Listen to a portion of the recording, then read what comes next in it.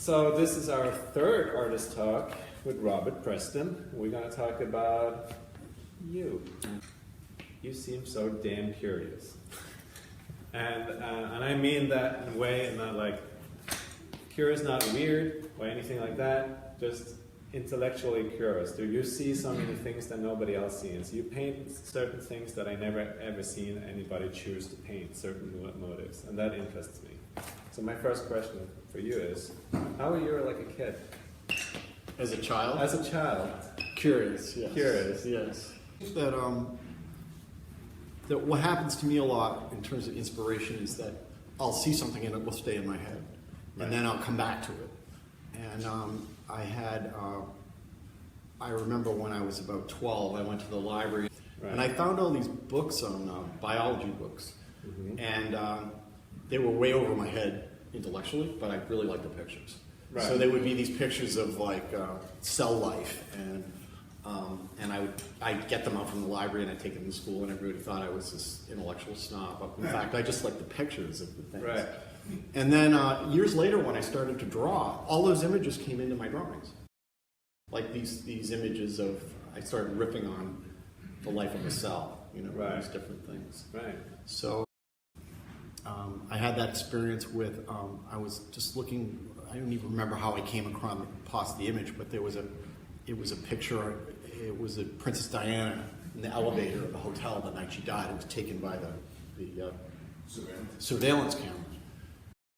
And I just found it haunting, because one of the things was it was time-stamped. So you know exactly, how few minutes she had left in.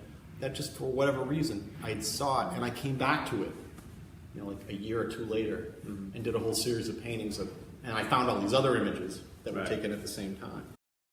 Anyway, let's title the show "Question Everything," because you, for the reason being curious, but you observe a lot in terms of like what people let go for granted, or it just kind of, it happens and then they go on to the next thing, but as you said, you stick with it. Mm-hmm. And you question so many things. Do you think that was kind of an inspiration? Yeah. I think too, in the digital age too, it's such a process of discernment where you have to really think about what you're reading, and you have to weigh, because there's a lot of craziness out there too. And when I did my cult series, I would take one of these characters and do research on them, and some of the information is just outrageous. It's really outrageous. But then you start to see patterns with some of these people, and so it really kind of changed my whole worldview, because we're so bombarded with media and information that there'll be something in the news and people will just be completely talk about it obsessively for a few days, and then something else will happen and it will be forgotten. But if you take any of these subjects, which I did, I took a lot of them, and you really focus on them, then you end up most of the time with more questions than you started off with. And that was especially true. I did a whole series of lone nuts where I looked at all these, starting with Lee Harvey Oswald and the lone nut assassin. And there are media narratives that would go with each of these characters, but when you really research them, it opens up all of these questions about like, what really happened, and who are these people, and who influenced them, and it is true for me that when I make a work of art like that, I spend as much or more time reading about it than I do actually making the painting or the drawing. Now, when you do so much research, the fact that you're making a painting of it, what does that do for you? What it does for me is that you try, when you do a portrait of somebody, you don't want to be copying a photograph. It's not like you're taking a photograph and you're just doing a reproduction of it. So I found that if I study a personality, then that somehow is infused in the artwork. It comes through in the artwork. And I tend to work at night, and sometimes I get these moments where I'm working on a portrait and the portrait starts looking at me. And I find sometimes it's startling to me because there are things that come out in those portraits that I didn't see in the photograph, and I think it's because I have sort of internalized and channeling these people in a way, and that can be a very uncomfortable feeling. One of the people that I did a drawing of was Jim Jones of the Jonestown fame, and there is not a video but an audio of Jim Jones exhorting his flock to drink the Kool-Aid, basically kill themselves. And I'm in the middle of the night, it's like 2 a.m, and I'm drawing Jim Jones, and this soundtrack is going on in the background. And it was like, oh, it's sort of like you start playing with demonic forces, you have to be careful because they're visiting you. I mean, I felt like he was in the room with me. So it's a really interesting thing. And again, somebody like Jim Jones, you think you know who he is or what he is, but if you do the research and you really look into this guy, who was this man? And he's connected with all these politicians and all these people, and so things are very rarely what they seem. There's a lot of levels of different things. Your characters are very specific in terms of like loners, but yours we have with David Rockefeller, Oprah Winfrey, and Aleister Crowley in the polygon that we have a whole series of it. I think that one of the things that motivates me with an art project is it's not like I have a thesis and I'm going out to prove it. It's more like I'm opening a door and I'm going through it and I don't know where I'm going to end up at all. And that to me is what is exciting and fun about art, is I don't know what's going to happen. I don't know what direction I'm going to go in. That's what happened with these paintings. I was kind of goofing around with a photograph that my father had taken, and I was so happy with it that I started like I want to keep doing this. I want to, and it took me into this whole project, which I hadn't sat down and said I'm going to do a whole series of paintings of my father's photographs. It just how it happened. It just evolved from one thing I was playing around with. My father was a staff photographer for the Boston Globe. And before that, he was kind of a freelance photographer and worked for commissions or whatever. And his heyday was kind of in the early 60s in terms of his news photography. It was before TV news has the prominence that it had now.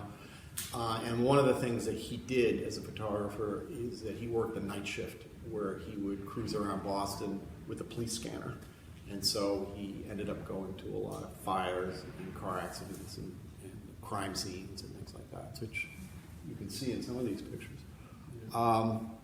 And then later in his career, his work was more, I think, what they call feature photography, in that he would do more artistic type work, where it would be if it's a rainy day, you'd do a rain, which is the painting around the corner there is a rainy day picture that he did, or a spring in the Boston or whatever. And so there's a very different quality to the work, and he had a distinctive style. Like I could remember being a teenager and seeing a newspaper in the trash can, and I could tell it was his picture on the cover of the newspaper because I just knew it had his look about it. But yeah, it was having him for a father. He was a very exciting, very dynamic, very flamboyant character, and so he would come home from work, and he was a storyteller. So he would come home from work with all these great, we lived in the country, we lived in rural Massachusetts, but my father brought home the world to us. He brought home this incredible, amazing experiences and stories. And one of the things that I got from him early, very as a young man or even as a child, was the sense that what you see in the newspaper is not the whole story. And very often, what you see in the newspaper is not the most important story, and that news is very dependent on what the agenda is or what the fashion is or whatever. And so I learned at a very young age to distrust media in terms of, because my father was a newspaper man, and I learned that you have to be discerning, you have to question everything, because you're not being told a lot. So a lot of times with news, it isn't that you're necessarily being lied to. There's plenty of that going on, but it's what you're not being told about a story. It's the facts that you're not getting. It's the things that you're not being made to understand. So that was something I absorbed at a very. Well, one of the things about my father was I think he was brilliant, and I think he was an amazing photographer, but he was not a man that took care of his own work. He did not archive his own work. There were no negatives saved. A lot of his best work was lost, and it was a maddening process when I actually started looking for his work. I put it in my book, but one of my favorite photographs that my father took was the Massachusetts State Police arresting these two guys, and it's over the back of this big Chevy, like 1955 Chevy. And the photograph is folded in thirds, and it was in the bottom of some wicker basket with a bunch of sand and like wedding pictures of weird people from the 50s or whatever. So that he didn't take care of anything. So I when he died, I went to the Boston Globe, and I said, "What do you got? What do you have of my father?" And at that time, they started seriously archiving work the year he died, which was 1977. And they had their library organized according to subject matter. So you couldn't say, "I want to see all the photographs by Phil Preston." So there was no way of doing that. And my father also used to tell me that people would pilfer things out of the library. So a lot of work, he said a lot of his best photographs, people just stole them out of this archive. But what I discovered is last summer was the 40th anniversary of his death. And I've done Google searches on my father many times, and nothing has come up. But this time, it turns out the Massachusetts State Police arresting these two guys, and it's over the back of this big Chevy, like 1955 Chevy. And the photograph is folded in thirds, and it was in the bottom of some wicker basket with a bunch of sand and like wedding pictures of weird people from the 50s or whatever. So that he didn't take care of anything. So I when he died, I went to the Boston Globe, and I said, "What do you got? What do you have of my father?" And at that time, they started seriously archiving work the year he died, which was 1977. And they had their library organized according to subject matter. So you couldn't say, "I want to see all the photographs by Phil Preston." So there was no way of doing that. And my father also used to tell me that people would pilfer things out of the library. So a lot of work, he said a lot of his best photographs, people just stole them out of this archive. But what I discovered is last summer was the 40th anniversary of his death. And I've done Google searches on my father many times, and nothing has come up. But this time, it turns out that the Boston Globe had gone through their archives, and they had surfaced 22 something of his photographs, which it's on the Boston Globe archive on their website. And I was thrilled because here's this day of mourning for me, and I saw work. Some of the pictures I was very familiar with, but some of them, like that picture of the girl in the rain in front of the Boston Public Library, I'd never seen that paint. I'd never seen that photograph before. So it inspired me to do some new ones for the show. Excellent. This wall we covered in this series here. Yeah.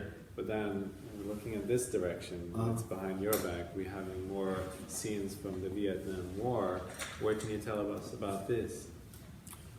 All right. So I'm 61 years old. So when Vietnam was going on, I was 12, 11, during the sort of peak height of the Vietnam War. And because my father was a newspaper man, we always had the television on at night on the news. The news was on all the time. So I think we watched Huntley Brinkley, the NBC. And the Vietnam War was this constant soundtrack of my life as a child. And it was this terrible feeling that this thing was just never going to end. It just felt like it was going to go on forever. And one of the most prominent parts of the news was they were very into this whole body count. It was like the body count. And it would be like, there would be,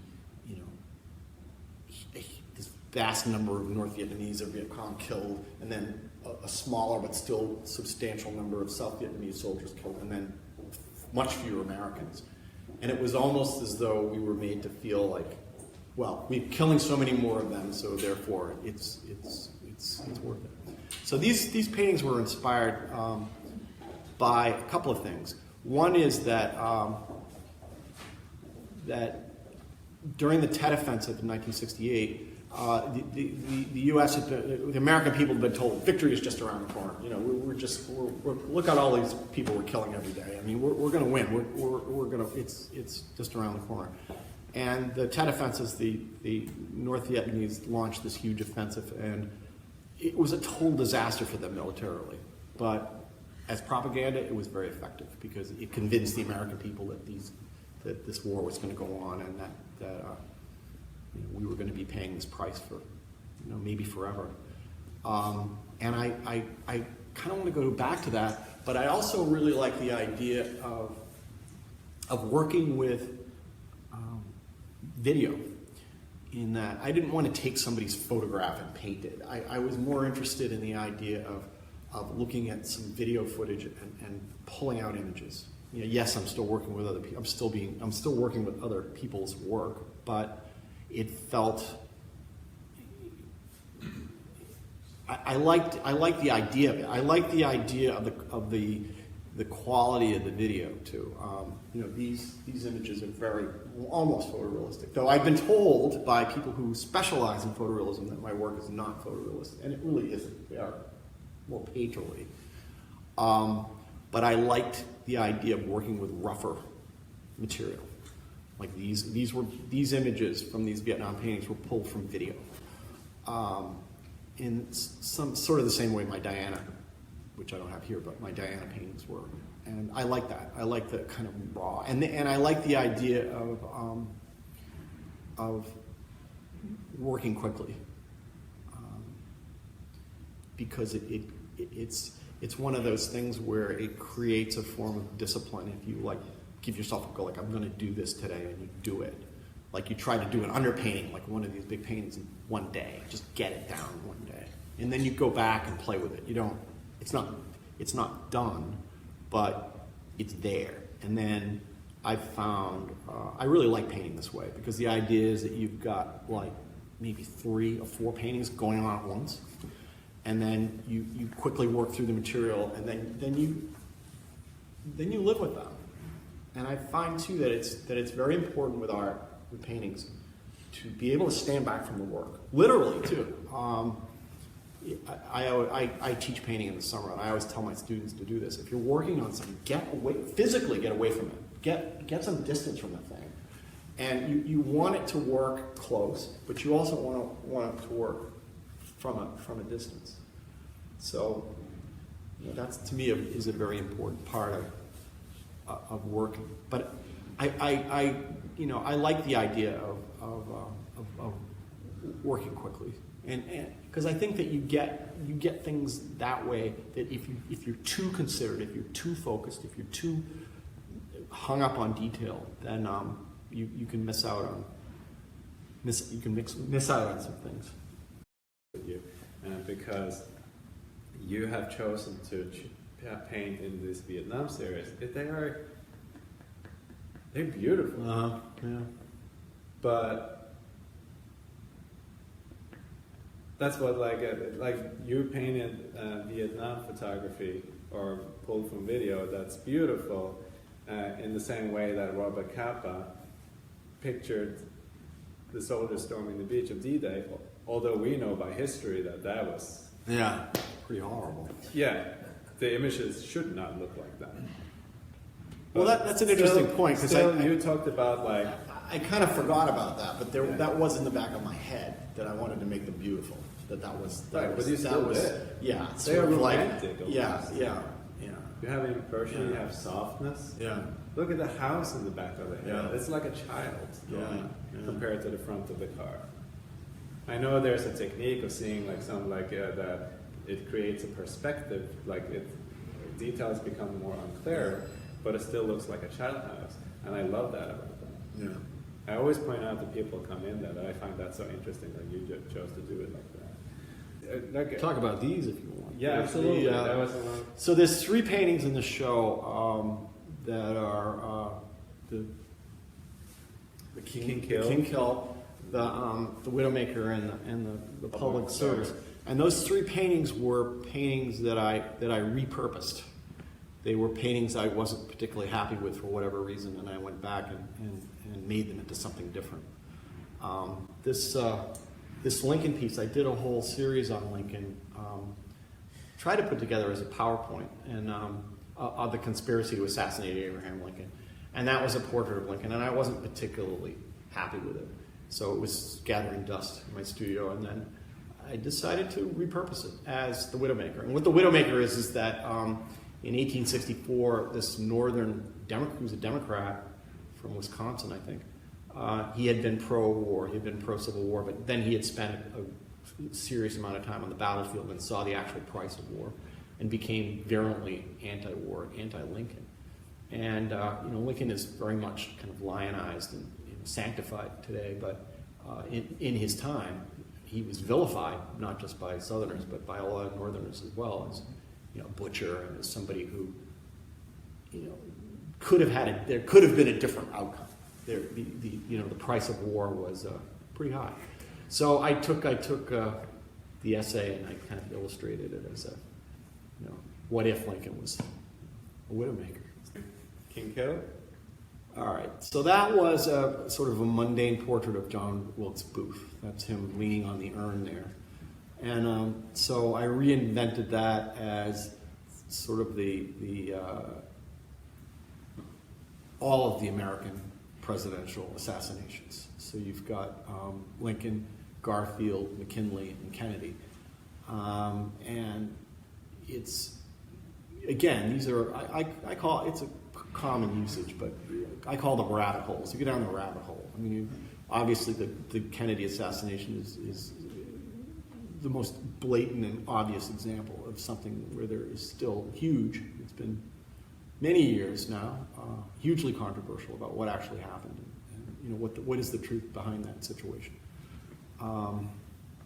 The most amazing thing about the internet is that you can go online and you can look up like Garfield's assassination or McKinley's assassination, and lo and behold, they're the weapons. They actually have pictures of their guns. So I put those all in the painting, all in there as well as the men who supposedly or allegedly committed these acts. And the King Kill thing, the reason I called it that, actually I got it backwards. I call it King Kill, but the book was called, I call it Kill King, but it's King Kill 33. Was this guy named Shelby Downer, and he's kind of crazy and obsessive, and probably somewhere in the Asperger autistic scale somewhere. And his theory of the Kennedy assassination was that it was a ritual murder. And he has all this evidence why. Some of it's very interesting, and some of it is just obsessive. It's like, if any of you know what geomancy is, it's almost like this reading of actual literal places and what's on what meridian. And then he gets into he gets a lot into names and what etymology of words and. The example that I had a friend, a very brilliant friend, who was an artist named Paul Lafley, and he did these metaphysical paintings. And he was one of these people that was on the edge of autism and genius, and he did these amazing pictures. And Paul was not always somebody that cared very much whether you understood what the hell he was talking about, because he could talk for hours. He could just talk, but then the light would go on in your head, and you would see things that you wouldn't have imagined. And one of the things that Paul said to me is that he always went to the fringe. He always went to the occult, to the crazy, to the kooky, to the loony. And he said you get reality hits that way. And my experience is that that's exactly correct. You do. So somebody like a Shelby Downer, there's insight there. That you would, the conventional, here's the conventional wisdom about what happened and who shot Kennedy and da da da da da da. that on some metaphysical level, somebody like a Downer knows something. He's onto something. And that's a very important part of my work, is you listen to the crazy people, because sometimes they're giving it to you straight. They're giving it to you on a metaphysical level that you aren't going to get from CNN or New York Times or the Boston Globe. All right. Is there any questions? Like, feel free to, yeah. I like what you just said about that's what prophets are, you know? What's that? Prophets, like your friend, people think they're crazy. Yeah. Yeah. Prophets are never accepted in their own time. Right. But I really enjoy your paintings. And we grew up at the same time, and Yeah. first time the war is shown on television. And I love how, you do a painting and it says, look at this. It's just a flash moment in time. You put your feeling into it, and it gets us to look at it. I love painting. Because there's always that battle of, like a competitiveness of photography versus the painting, which is more truthful. Yeah. And I think the more that we're bombarded with photography, the more painting has resurfaced again. Because you know how we keep saying for the last 80 years painting is dead. Yeah. It's not. No. And I don't think it ever will be. And your paintings help show that. Thank you. I came in a little late, I'm sorry. That's okay. I just wondered if you had started out with photography. Or do you do photography? Well, my father was a photographer. It's odd because he was brilliant, but he had no patience with his children. He never taught me anything. I learned a lot of things from him, just like looking over his shoulder or watching him. And doing these paintings, I learned a lot. But he never taught me how to take a picture ever. And I never thought of myself as a photographer. I take photographs all the time. But I never thought of myself as a photographer. And I've never marketed my photography. In fact, I had somebody a couple of years ago say, do you know anybody who can do landscape painting? I was like, I can do landscape painting. And then it turns out I had all these photographs that I had taken that were really good subjects for landscape painting. It's just something I hadn't. No, I don't. I'm very influenced by photography. I think because of the way I grew up and just that constantly changing dynamic between painting and photography. But I have to say about this whole idea of painting is that there are some very successful artists now that have other people paint their paintings. And to me, it's like, sell cars, like do something else. I mean, why, to me, it's about the hand. I mean, it's about this work is me. It's like, something about physically making the paint. To me, that's the whole reason to do it. It's like my life is really a scheme, a way for me to figure out how I can keep painting and not have to go do something else. So the idea, like, you would hire people to do your paintings for you, is just, to me, it's like, what's the point, Like, why?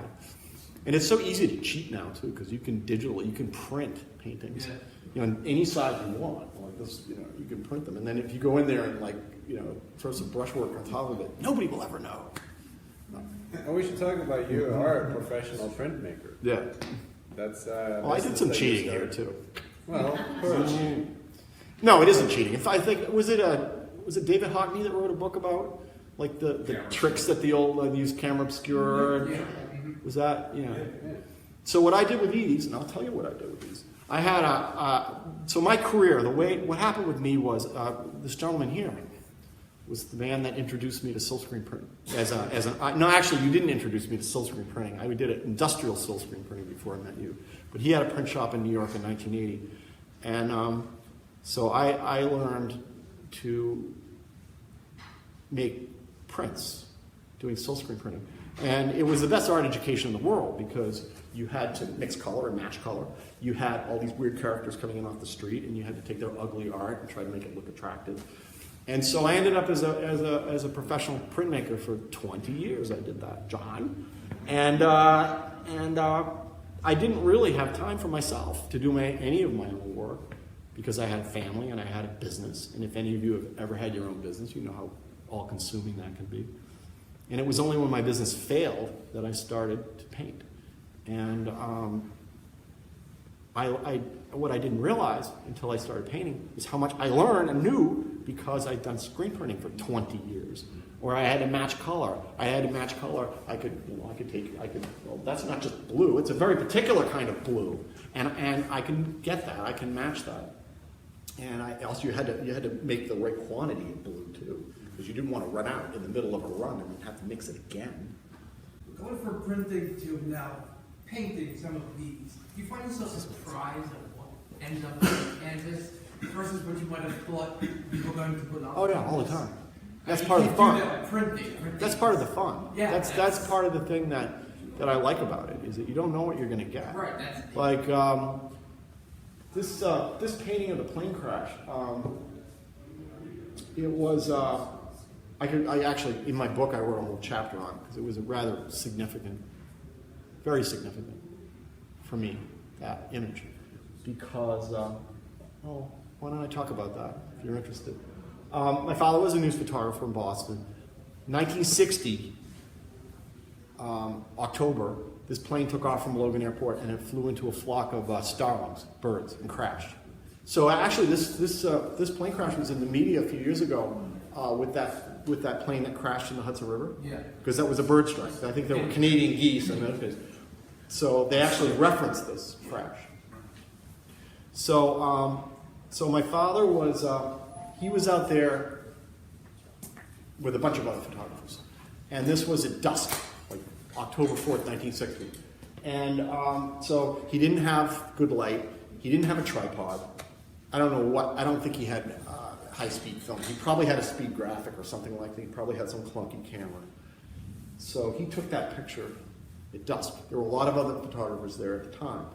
And the Boston Globe thought it was too graphic and they wouldn't print it. But the AP, the wire services, picked up the image and it went international and became the definitive, iconic photograph of that plane crash. And it was very controversial at the time. I actually surfaced an article written. It was an internal newspaper publication talking about, people who were saying they would publish it, people who said they would not publish it. So it was, for me, a revelation in a lot of different ways, because as part of the image, the water and the sky were white in the photograph. So how do you paint that? So this is a painting that I changed. It was blue originally, some variation of blue, and I never liked it. And so years later, I went back and made it that color scheme. All those source photographs are in black and white. Everything. So you. My father never worked in color. So you added the color. Yeah, it's all my color. All the time. So I can talk about that for a minute too, because one of the things, all right, you're a newspaper photographer. You're taking a picture for a newspaper. It's got to look good on a newspaper. And the quality of the reproduction in those days was terrible. So it's got to be graphic. It's got to be, pretty contrasty in order to work on a newspaper. So interestingly, in the early days, my father was working with big negatives, the big format cameras. So there's actually better detail in some of the earlier pictures than the later ones. So if I'm able to get the earlier stuff, the detail is phenomenal. But he didn't care. He's not interested because it's got to work on a newspaper. So he doesn't care about the detail. He's looking for the basic rough compositions. So part of the dynamic for me in painting these was that there's stuff going on in these images that I don't think he was aware of. He didn't care. Like I have one photograph that one painting I did. It's like this car got caught between two trains and got crushed and like opened like a can of tuna. And so there's all this detail, and it took me hours. I was staring at the thing, like, what the hell am I looking? What is going on here? And then you start to see things that come out at you, like there would be there's a visor on the car. There was all this mail strapped to it. It's not something that you see right away, but if you really look, you see it. And if you start adding color to it, then you start to see better. Because so that was kind of my contribution to my father's imagery, was that by adding color to these things, you get more information. You can see better what's going on in the image. My father used to tell stories like they were humorous, and they were gruesome. Yeah. You know, he would tell these stories and, like they were funny, and you'd be like, Yeah. even as a little kid, I would be like, really? Yeah. Really? Yeah, he was telling me about this. And later, not so much later in his life, but when we were young, I mean, he really did tell these gruesome stories. It's comedy, you know, like, oh, you know. And maybe that's the way he coped. Yeah, that's how they coped with it, I think. Yeah. But I think, too, one of the interesting dynamics for me, being the son of a photographer, is that this gruesome image here of this plane crash was the most famous photograph he ever took. He actually took a picture that was in Life magazine of a America's Cup yacht on fire, getting in Marblehead, Massachusetts. That made Life magazine. But that was his most famous photograph. And so 1961, I was 4, and I remember he won this trophy for this photograph. It's called the Ramsdell Trophy for Spot News Photography, and it was my size, you know, it was as big as me. And you know, we had this thing in our living room for a year. And on the wall was, I have a picture of the governor of Massachusetts, this guy named John Volpe at the time, handing my father this plaque, which had this picture on it, you know. Weird idea that this gruesomeness, you know, got him fame, you know, not money necessarily, but, you know, he was being recognized for that. So, and that's something I grew up with too. It's a curious idea. Like, I met the guy, and you might have heard of this photograph, but there was a guy named Stanley Foreman. I think he didn't work for the Globe. He worked for another Boston paper. But in the late 70s, they got, or actually early 70s, they got these things called motor drives that they put on the camera, so you could actually, you know, take sequential photographs. And so Stanley Foreman was just going to this fire and back bay. It's this normal thing, like normal thing that he was answering. And he's got his camera and he's photographing these two, mother and daughter, I think, on a fire escape. The fire escape collapsed. And he's got the thing, he got them going down because he's got his motor drive. So it's like boom, boom, boom. And I think the child lived and the mother died. And it became really, because it was black family, and it was really like a big news story because, you know, the fire escape collapsed. So, like, what are the safety issues, and what are the cultural issues, and what are the social issues? And of course, he got, you know, major, you know, awards and recognition for that photograph. But think about that. I mean, it's just, you know, the whole idea of you know, that's a win for him. Yeah. What would happen if you was to draw the real truth about any war? Well, if you offend the wrong people, they kill you. What's that? I say if you offend the wrong people, they kill you. I mean, I think the idea of journalism today is that most journalists don't dare talk about what they. I mean, there are many examples of people who have unfortunate accidents or shoot themselves on the head twice. You know? I think that if you offend the wrong people, they have no problem killing you. None. And maybe, you know, there's subtle ways to kill people, and then sometimes maybe not so subtle ways to kill people, and that sends a message to the rest of them. We can talk about that, but I think to be a really honest journalist and to challenge people with power is very risky. I don't see a lot of it. I think really that's one of the things about the internet is that you've got all these people crowdsourcing the news these days, which I think is good. I approve. You have to be discerning because there's a lot of disinformation. There's a lot of poorly researched things, but I would never trust mainstream media for, you know, the truth. Maybe parts of the truth, but. The thing about me is that I have a lot of interests. I'm interested in a lot of different things. So I think, you know, there's always the whole economic question. You know, what I can't just do whatever I want. I have to think about, you know, selling work. So and, you know, for me too, I think that some artists they seize on one thing and they just work it, and that's a marketing thing, and that can be a trap too. You know, if you do something and it sells and people buy it, Right. then you're expected to keep more and more, you know, like more. And then if you want to grow as an artist or developer, then you have to make a choice, you know, and maybe your dealer doesn't want you to do something different, or maybe you'll do something different and nobody will want it. Right. So it's a good question. Yeah. I mean, I have a lot of ideas, but you know, it's. Do you see any other themes coalescing? 'Cause like I said, these are what? Some of these. Well, you know, I did a series a few years ago. Low Nuts, right? What a great idea. I mean, if I actually got paid for that, I mean, they just keep coming up with new ones every day, right? And so all these stories, it's on, okay, we got a shooting in Florida. Oh. Another one, you know, it's like I could just keep going with that. I mean, do I want to? It's pretty depressing to focus on that stuff. Yeah. And you know, when you do focus on that stuff, you don't. The narratives that you're hearing are absurd. So do you want to do that? You know, a lot of it too is, I think that if you engage in this kind of thing, there's a price to be paid. If you're focusing on, I mean, yeah, I'm taking pictures of dead bodies, but if I'm going to focus on things like lone nut assassins or shooters or all these things, there's a certain psychic price that you pay for that. If you focus on those things, and you, it's depressing. You know, it's like, and then too, there's this whole idea if you come to a certain worldview, you have very little patience for sort of.